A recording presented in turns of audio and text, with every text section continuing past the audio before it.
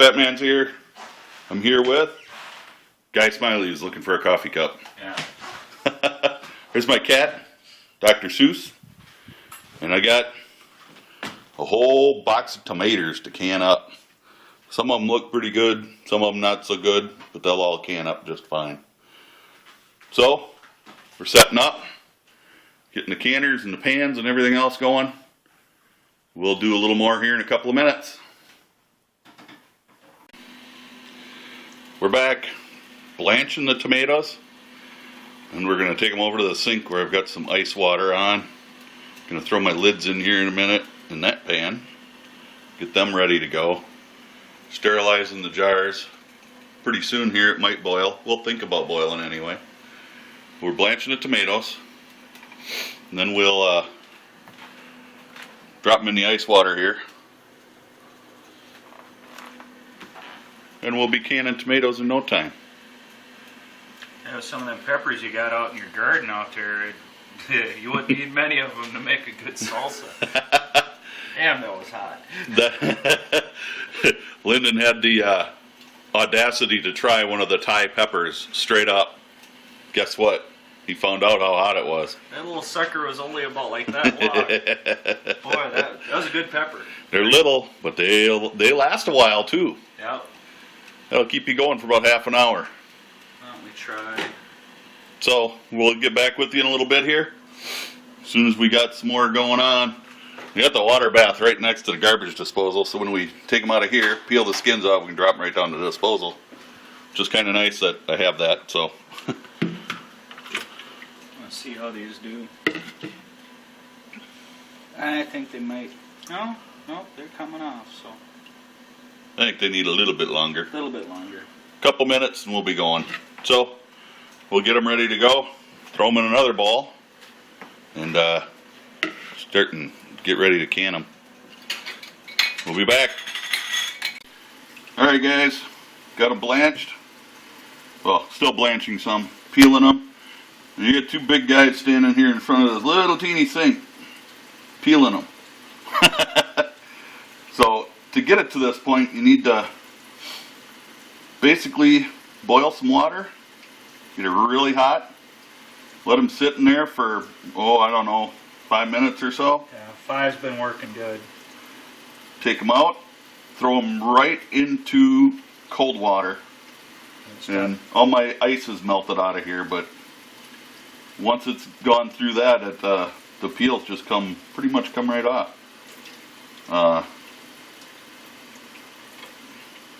Trying to concentrate. I already cut my finger a little bit once already. Not quite cut wide open, but I tell you, the acids from the tomatoes, you can tell. And it's one of these, it's going to be a red sauce, so we're not going to notice.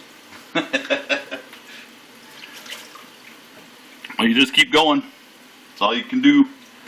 I just put some more on to blanch a few minutes ago. So they'll be getting ready to come off in a couple of minutes. There's another pile of them going into the water. Suppose I should probably throw some more ice in there. Here, we'll just run the cold water. So, that's kind of where we're at the moment. And thought it was kind of funny. If you saw my kitchen, it's kind of a galley kitchen. And the sink is at the end. So when you got two pretty good sized guys, I'm about 6 foot. And I ain't going to tell you how much I weigh. Lynn's probably pretty close to that too. Oh no, I used your real name, is that okay? That's fine. Oh no, I'm going to have to move. Oh no! But so there we go. And we're just kind of shooting the breeze and having a good time, talking about some old days. My grandmother used to do this over a wood cook stove that she had in the kitchen till I was about 15. So I'm pretty familiar with the process and what those old wood stoves did. So, but we'll be back in a little bit here. As soon as we start getting some of this ready to go into jars, we're kind of mashing them up here. Let's see if we can get that. Oh God, that's wrong. Yeah. So, Lynn or Guy Smiley is kind of mashing some up here and getting them ready to go into jars. So we'll be back in a bit. Hey, I'm back. Or we're back. Alright, we got That's a bowl of mush. We got another bowl of mush. Tomatoes. It's all tomatoes. Just being funny. The jars are just about sterilized. The lids are ready to go. Bringing this up to temperature so we can put it in these hot jars. If you put cold sauce into a hot jar, what's going to happen? Come on now, what's going to happen? Yeah, you're going to break the jar. It'll go crack. And then there's a mess to deal with, so we don't want that. So, there's our jars. These are the pint jars. We're going to throw the quart jars in for a couple of minutes because I think we're going to have too much for a case of pint jars. But we got a lot of minerals in. You can see the kind of, maybe. There we go. That's pretty friggin' funny. Yeah, We fogged that up good. But you can see the mineral deposits, but that's just kind of what it is. That's what our water's like here. I was going to say we can get the safety police on here that I'm washing my hands. So. Oh, yeah, wash your hands. I don't know. I wash my hands all the time. Kind of comes with the job I do. So, habits are habits. But, cleaning up the mess as we go, because if I don't clean up the mess, we know what's going to happen. Mama going to get pissed. Yeah, Mama going to get pissed my ass. Fat guy ain't going to eat dinner. Oh. Shut the coffee off, because I think we're done. Yeah. I had enough coffee. Have you had enough coffee, Lynn? I never have enough. But we did have a few tomatoes that weren't quite ripe enough. We had more than a few. And some that were just not ready to go. Look at these. Yeah! A couple of habaneros. That's for Lynn to take home with him. So, my wife, being the genius that she is, when she came home, shut this door so we can't, we're isolated in the kitchen. It just means she doesn't want to look at me anymore. Stuck a fan in here and opened some windows so we can get some of the humidity out of the kitchen. My wife's really smart. I'm not. So, we're going to keep going. Clipping along. As soon as we start filling jars, we'll make some more video. Lynn's going to start filling up jars. So we're watching and learning. So what we're going to do, and I'll say this as a disclaimer, that there are many, many, many very good videos out there on YouTube for canning. I'm going to set this on the tripod here. Okay. There's many good ones out there. I'll do is, well, what I usually do, I mean, this works for me. But what you're going to take is you got your sterilized jars, you got your hot tomatoes. I'm going to spoon them in carefully and filling them up to, when you're water bath canning, you do a 1/2 inch head space and a little more. Yeah, that's good. And then put that aside. Take your dry cloth and you're going to rub your, you're going to clean off your lid, or the ring, right here. And then we have, there it is. I like this. I forgot my magnet from home. So, he's got his little, that's cool. I never thought of using these. I always had those for when I dropped shit when I was working on a car. That's a small lid. Oh, it's, yeah, it is. And get the right My big quart jars have small, they're narrow mouth. Make sure you get it nice and even, like the ring. Now, this is something I had to learn, and I'll stress it. You put it on, you get it so it's down there, quarter turn. You don't want to reef on it too much, because once it's in there, it'll tighten on its own, and especially when you're pressure canning. Don't you want to fill them all first? No, we'll do one at a time. And I'm going to put one at a time so it stays warm until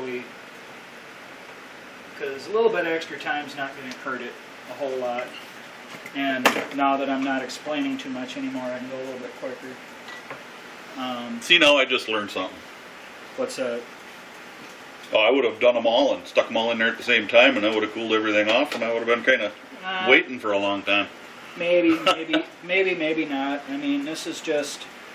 I heard a story a long time ago about this young bride that when she would she'd make Easter supper, and she decided to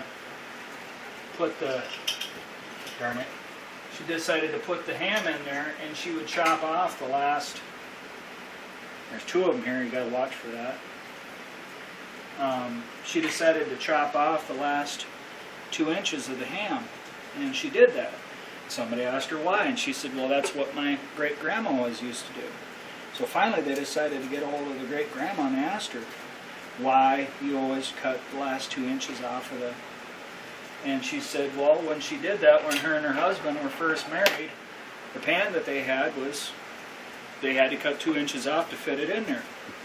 So a lot of times, this is what my mom did, and it made sense to me just to get them in there and to keep them hot.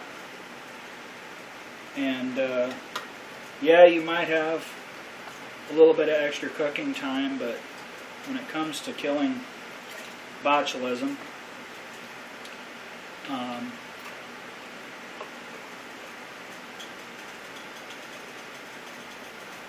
I don't mind a little bit of extra. That's too much. I knew I'd do it sooner or later. What do you do now?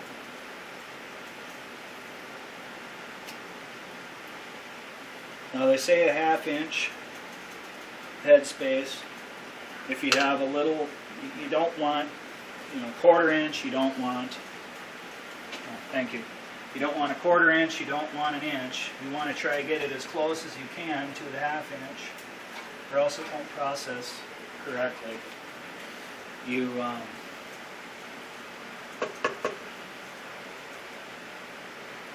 even though you washed your hands, you still try not to touch it with your hands, because there's always a chance of... There's always boogers on there. Yeah, there's always something that could introduce itself into here, and that's the one great thing about canning your own stuff, is you got a way better chance of having sterile conditions than more than in a factory. Because I've worked in factories and I've seen the conditions. That's the way stuff is. If you ever worked in a hot dog factory, you'll never eat a hot dog again. Well, I mean, I do. I like lips and assholes. Yeah, I do too. We used to make sausage on my grandpa's, not my grandpa's, but my mom's side of the family. It's actually my great aunt and uncle, and we would make homemade sausage. And once you've made, seen how it's made, and you're like, ew, but then you taste it, and it's like, hey, this is pretty good. So that's about right. And So anyway, I think everybody gets the idea here. yeah, you just keep on going. Keep going. Fill them up till you're done. So we got a couple more bowls of tomatoes here that we're going to have to heat up too. So we've got a little while to go here, and we'll get back with you in a little bit when we got some coming out of the water. Oh, one thing too, with these it's not so much of a big deal, but other foods, you want to make sure you tap them a little bit. I was making sure I was getting all the air bubbles out when I dumped in, but you want to make sure there's no air bubbles in there, because the air bubbles can trap bacteria and stuff in there. Big oogie boogie bacteria. Yeah. All right. Thanks, Lynn. Yep. We'll be back in a bit. All right, we're back. This is what we wound up with out of a box of tomatoes, full case. I got 9 pints and 3 quarts of tomatoes canned, and most of them have popped already, so they're ready to, as soon as they cool down enough to do anything with them, they're ready to get stored. When we're done here, we'll wipe them all down with some vinegar and water solution to kind of get you can see the residue from some of the mineral deposits in the water here. So we'll wipe all that down, date them, and pewt them away in the cellar there. So there's a little Canon video. There we are.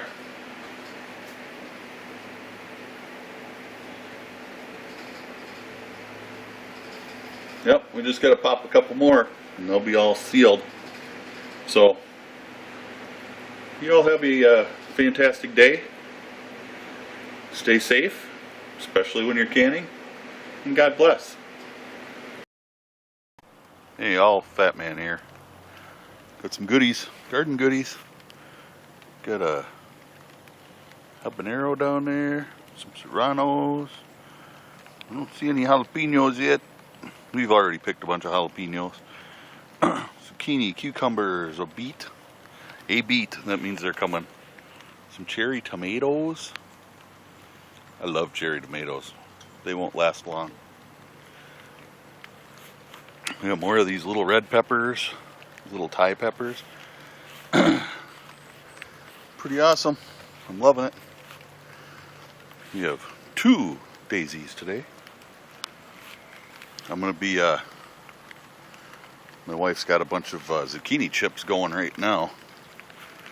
And then I'm hoping to get some other stuff going. That's why we've been picking beans and everything else out of here. So we've been having lots of good homemade stuff. Hopefully all the tomatoes will be coming up. Oh my God, there's basil coming through my tomatoes. See that basil in there? Nutty basil. So there we go. That's just a little garden update. Have a great day.